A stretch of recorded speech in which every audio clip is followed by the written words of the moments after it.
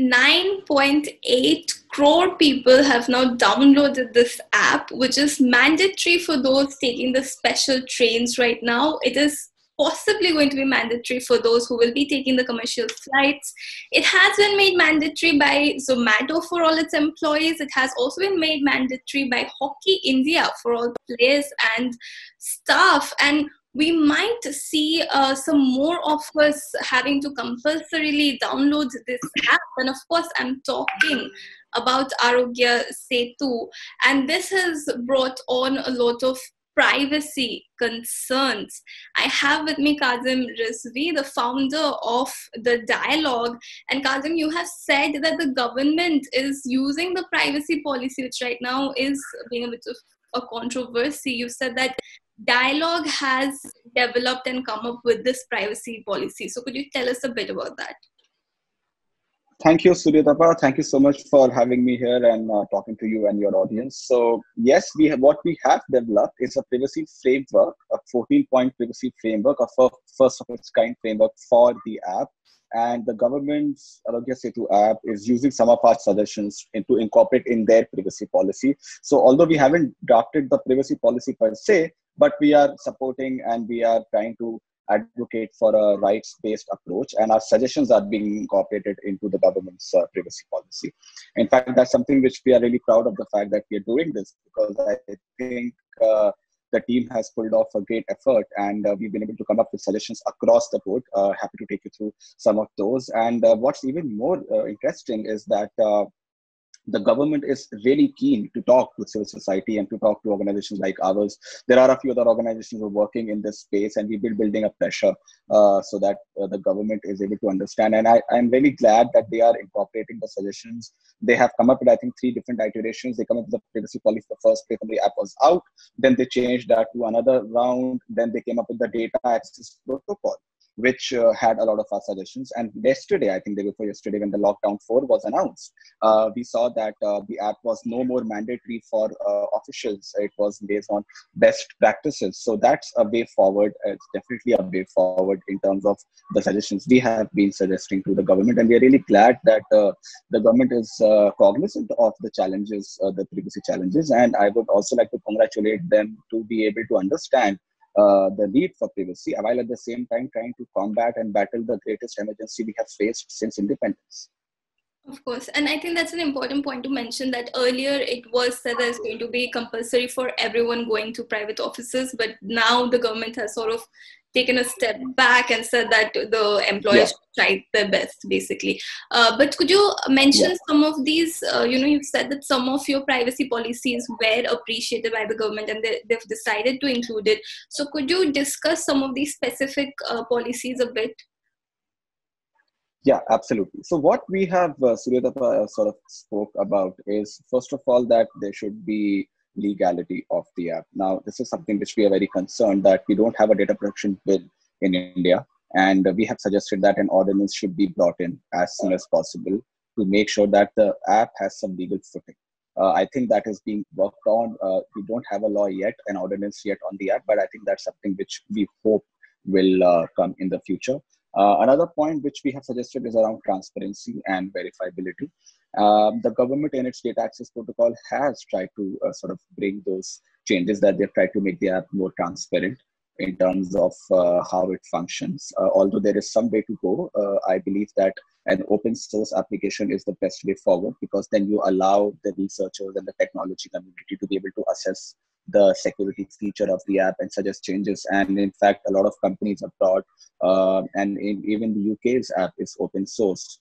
So that's a next step forward for the government. And we've heard in public that the Niti Aayog spokesperson, they have come across and said that they are looking to make it open source. So I hope they do that as well.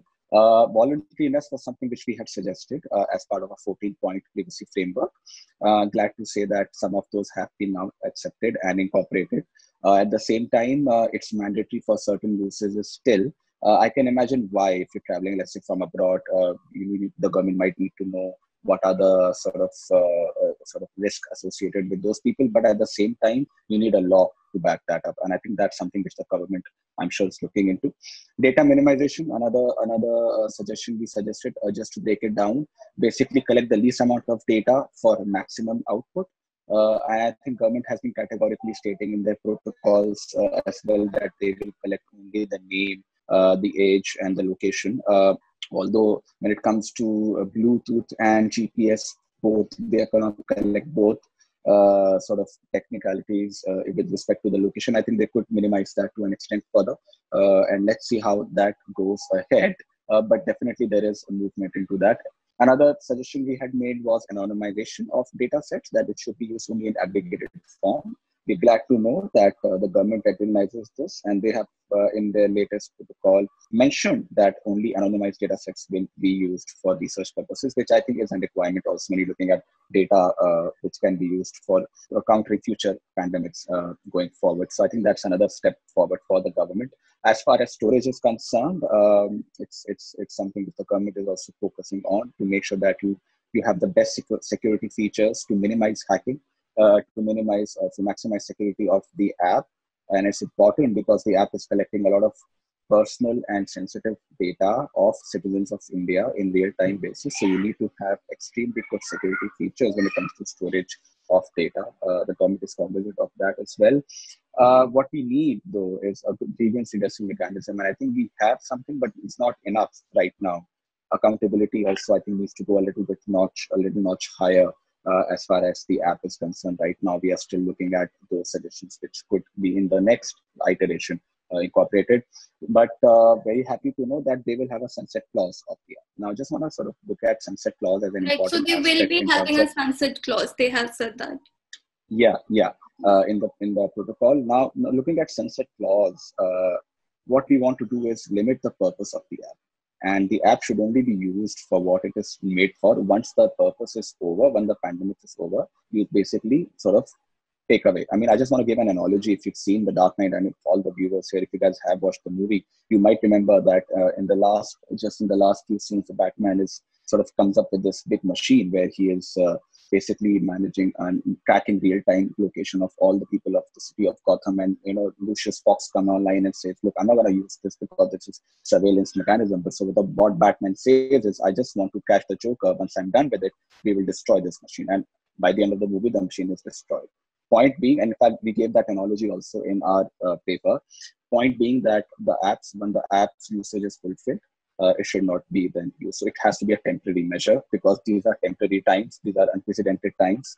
We can imagine that you might want to dilute privacy for certain levels because of emergency responses. But when the situation becomes back to normal, we don't want such ecosystem to thrive. Another issue this which app we were should sort of not be again used for some other purpose. Yeah, go on. Yeah. Then we sort of talked about access to data. Government did clarify a little bit, but I think there is some way to go around this as well in terms of which other ministries, and you need some accountability in terms of making sure that only those ministries have access to data and it's not given to third parties or sold to third parties. That has to be brought in very clearly, which is where my next point comes. Vague. It just says that now it just says that all administrative, like anyone, that the data is free to be used for any administrative purposes that is deemed to be necessary. It's not very transparent. It has to be a little more narrow. Yeah, exactly. It has to be a little more narrow when it comes to defining that. Then we're looking at data sharing again. Who are you sharing the data with? For what purposes are you sharing data with? There should be some clarity. They are moving ahead, but I think there needs to be some more movement with regards to that. Then, of course, we're looking at integration of data sets with other parties. Some movement here is also needed. We want to also make sure that the app is audited. And we want to build trust. So we want auditing of the app at every level.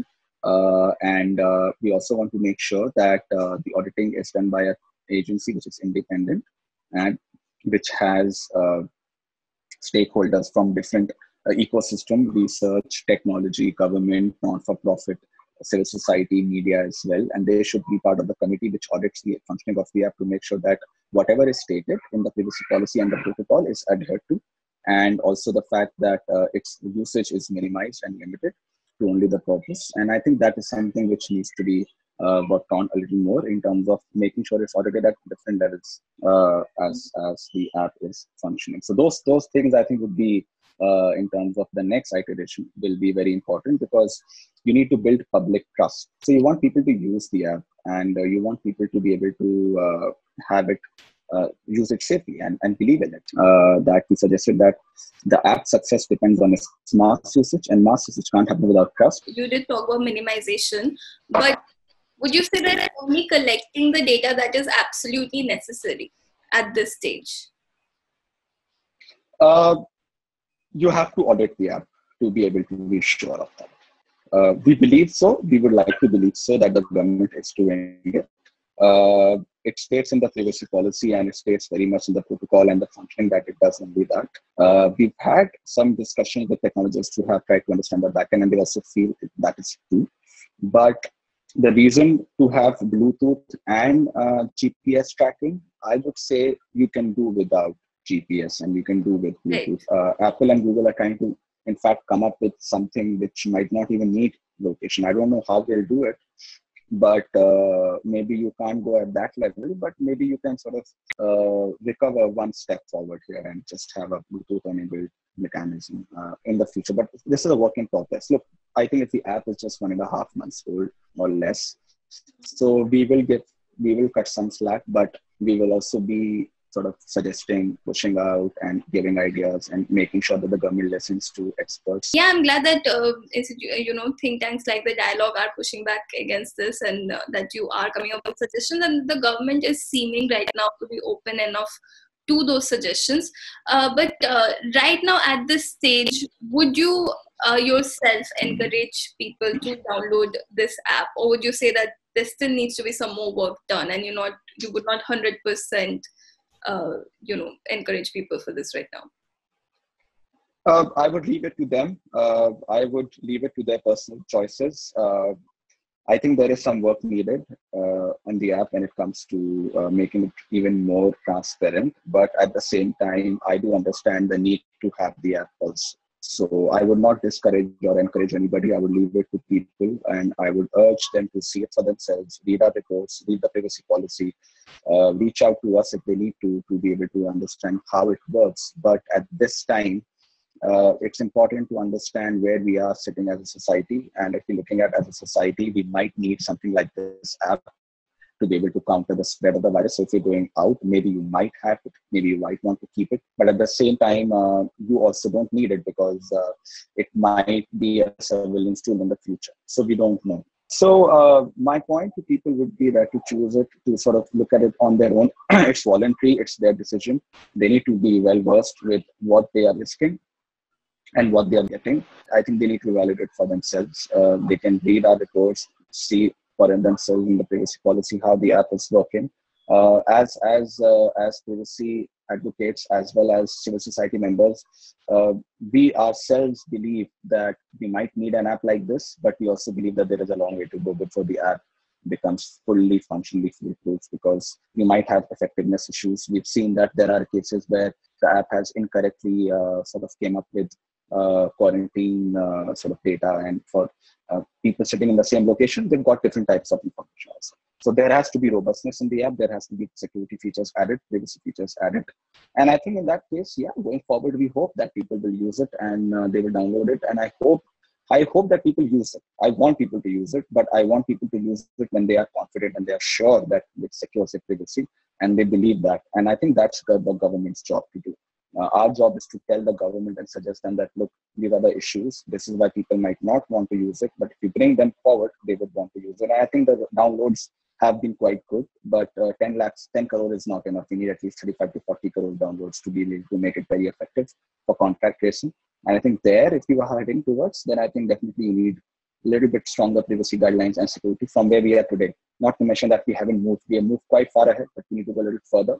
And once we are there, I would really go out and promote it. But at this stage, I would say choose carefully and choose yourself. It is needed, but it could be better and it should be better. Right. Thank you so much for that insightful conversation on the privacy policy of Arogya Setu. And hopefully, yes, as you said, hopefully we will have more downloads as it becomes more transparent in terms of its privacy policies. Thank you so much for joining me on this conversation. Thanks, Suryatapa. Thank you so much.